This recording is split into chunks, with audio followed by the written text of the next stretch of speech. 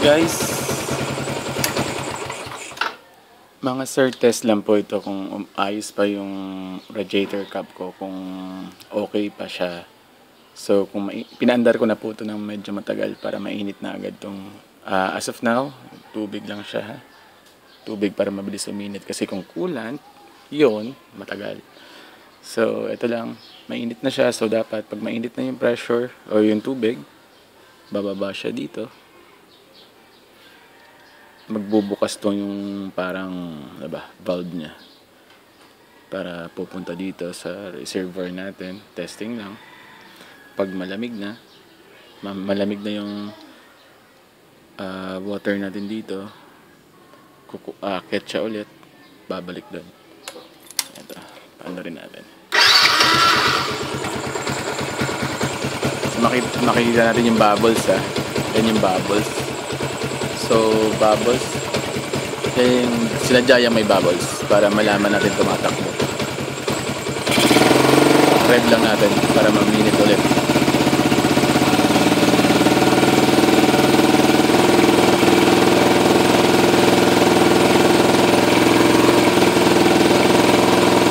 So, ayan na, bumababa na. Kasi, ayan na yung tubig. Mainit na siya. Pupunta na dito yan.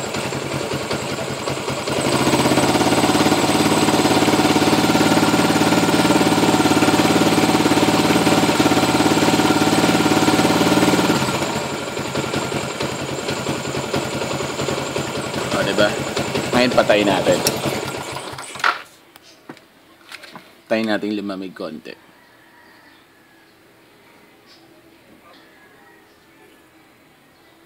Oh, ayan na ba guys. Bumabalik na siya ulit. Hindi ako gagalaw.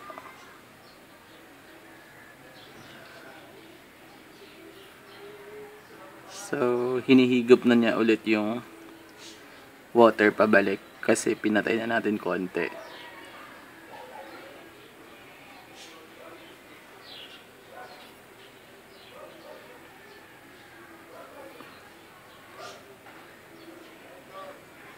Hanggang ma-sanction na yung enough lang na siguro capacity ng radiator.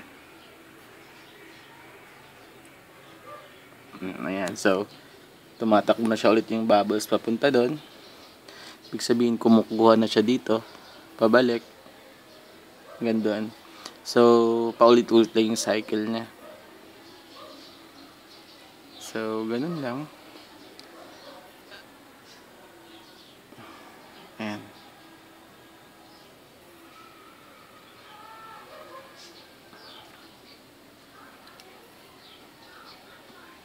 So, secret siguro dyan, dapat wala talagang leak yung hose. Alam naman natin yun. So, ayan na siya. So, naubos na yung nilabas niya hanggang dito sa bubbles. Hinihigop na niya pabalik. So, dapat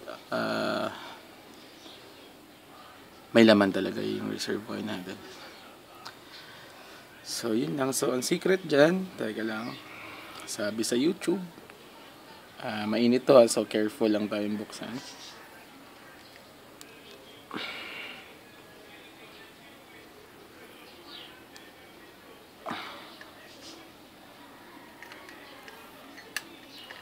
So, ayan. So, dapat daw,